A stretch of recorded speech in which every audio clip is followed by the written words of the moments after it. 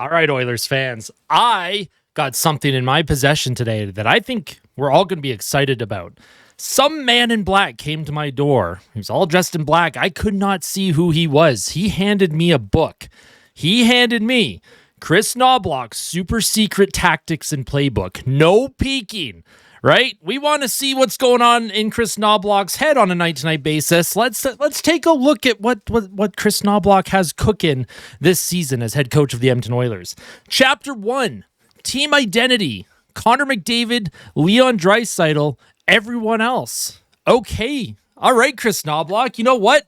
That kind of tracks. That seems to be something that Kris Knoblauch's doing. I think this is valid. I think the validity of the Kris Knoblauch tactics book is valid right now. Chapter 1, Team Identity, McDavid, Draisaitl, everyone else. That adds up. Chapter 2, well, how does the team hold on to a lead?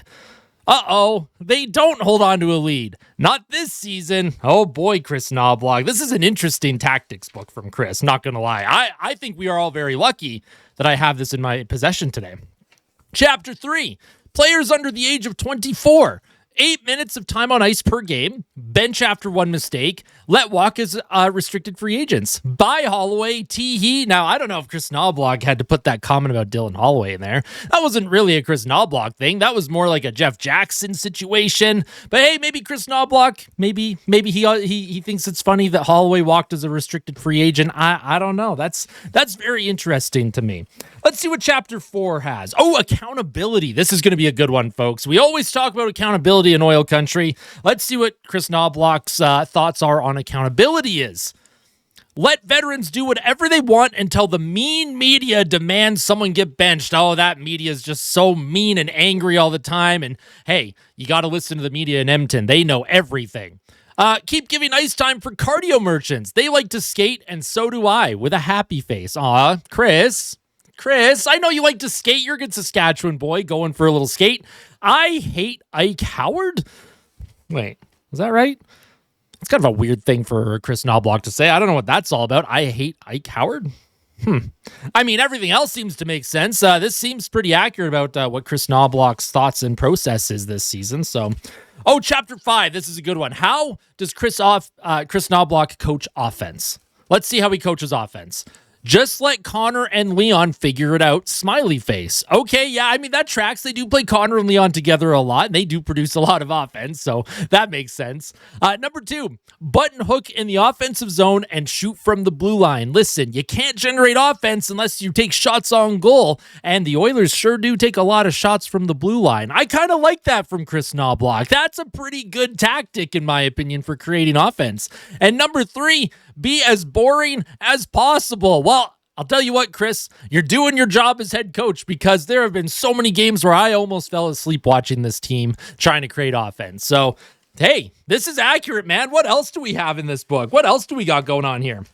Chapter 6, Stanley Cup final. Oh boy, well, he has been to 2 Stanley Cup finals in a row, and obviously that shows that he is a much better coach than a lot of fans probably give him credit for. Maybe he even gives himself credit for it too. What does he do in the Stanley Cup final? Get out-coached 2 years in a row and profit. Yes, Kris Knoblauch, get out-coached 2 years in a row and profit. Get your contract, your big money. Good job, Kris Knoblauch. He got his big payday in the summer before the season started. And hey, I think Kris Knoblauch deserves it. I think the Kris Knoblauch handbook here is something that we can all strive to achieve and accomplish at the NHL level. Kris Knoblauch's Super Secret Tactics and Playbook. No peeking. Sorry, Kris, I had to take a peek. The man in black told me I had to take a look at this and show it to everyone on stream because a little Tweety Bird has gotten into my head here that Kris Knoblauch's time in Edmonton may be a lot shorter than many of us think. Now, a lot of you are probably going, what the heck is this video about? Austin, what are you doing? Why are you playing this up so much?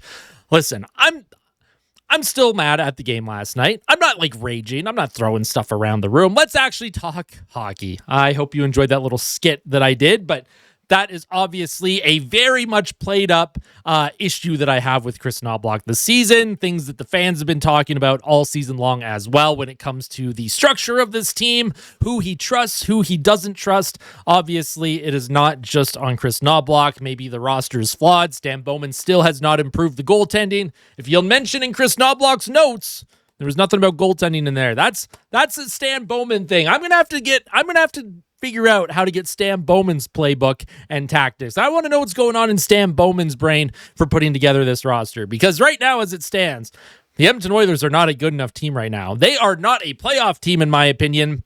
And if they play like they have been all season long for the rest of the season, well, my God, the final 60 games are going to be an absolute headache. And who knows? The Oilers don't have a first-round pick, but if they keep playing like this, that first-round pick is protected, by the way. So if the Oilers fall into the bottom 5 for the lottery, well, now we're talking about the lottery in April, and we don't want to be talking about the lottery in April. This is a team with Connor McDavid and Leon Draisaitl in their primes. This is a team where Connor McDavid has taken a discount over the next 2 seasons after this one to help facilitate the front office to be able to make big moves, bring big money in, and help this team get over the hump and become Stanley Cup champions.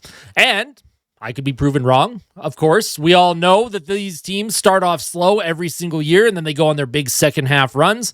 My issue with the Oilers right now is I don't see a team that can go on a big run. Their underlying metrics are nowhere near good enough for me to believe that this team can go on a deep run in the regular season, that they can win 9 out of 10 and get themselves into a top 2, top 3 spot in the Pacific Division. This has the feelings and makings of a team that is going to be on the bubble all season long, and they're going to have to make a push around the trade deadline. And at that point, is it even worth it? What is the cost to improve the team? I think right now, the most important thing that this team needs to shore up is goaltending. Calvin Pickard, at this point in his career, he's done. He's absolutely done. I don't think he's an NHL goaltender anymore. And maybe by the time you all watch this video, the Oilers have made some moves. We know Zach Hyman's coming back soon, and that is obviously going to be a huge, huge help to the offense. That's going to allow certain guys to slot in different parts of the lineup. Andrew Mangiapane started the season off great. The last few games, he has looked completely invisible. Trent Frederic, he was brought in. He was given a big contract, massive 8-year deal, and Trent Frederic, unfortunately, has not lived up to anything to do with that contract. He's been very, very poor, to say the least. So, it hasn't been a good start for Edmonton. If there's a positive to take out of this, it's only November 14th. Only November 14th. But this team is in trouble. And I bring up the Kris Knoblauch Super Secret Tactics Playbook, no peeking book here, the little skit that I did. I bring that up for one main reason, is that we've seen that playbook already, and we've seen zero adjustments to it. This is what the team is. This is how the coach is going to coach the group the entire season. He does not seem like a coach that is going to budge at any point. And he can scream and shout behind closed doors, which I'm sure he's been doing. But at the end of the day, when those are your tactics, it's tough to get everyone on board, in my opinion. If I was a depth player in that locker room, knowing that I'm only going to get 8 minutes a night, and if I don't do anything with those 8 minutes, well, I'm going to get benched in the entire third period. That's very unfortunate. That's not very motivating for me as a player.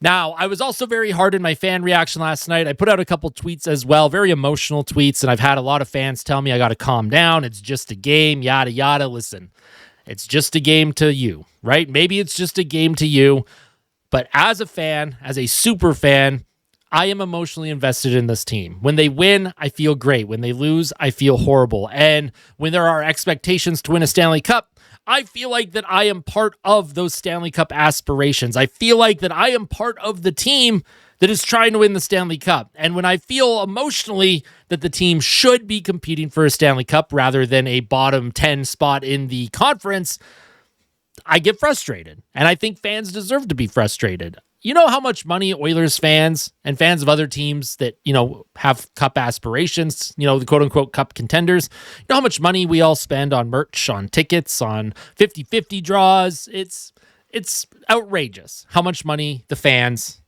spend to allow these players to go out there and play a game. So while, yes, it is technically just a game, saying that to a super fan does not help the situation at all. There is a reason why I do fan reactions after games, because it is a reaction. That is my actual reaction after the game. Sometimes it's very emotional. Sometimes I'm very stoic, right? But at the end of the day, I am me. And I also like to have some fun and do some skits.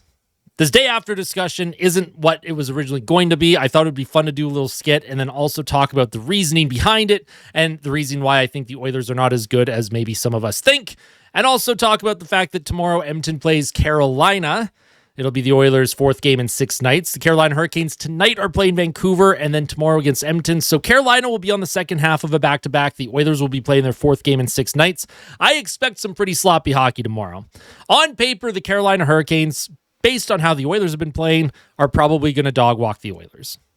But I'm doing a live stream tomorrow, and I haven't done a live stream since, I think, the New Jersey game or Detroit. I can't remember which game it was back in October. I will be going live tomorrow. You'll all get to see my reactions in real time. I wanted to just let all of you know that as well. And we are also extremely close to 8,000 subscribers, so I hope that if you're not yet subscribed and you want to be part of this channel in the future, if you want to see more skits, just let me know your feedback in the comments section below. Let me know all of your thoughts in the comments section below. Of course, if there's any major breaking news from now until tomorrow where the Oilers are going to be activating Zach Hyman, likely activating Hyman, they're going to have to make a couple roster moves, so I will have a video up talking about whatever news that is. Tomorrow morning, pregame report. Tomorrow night, live stream. After the game, post-game fan reaction. I hope to see many of you there. Your support means the world. Thank you for your support on the post-game fan reaction last night. You're the best fans on the planet. Tell someone you love them. And as always, fight like a kid. Fight like Ben. Let's go Oilers. We'll see you soon. Take care.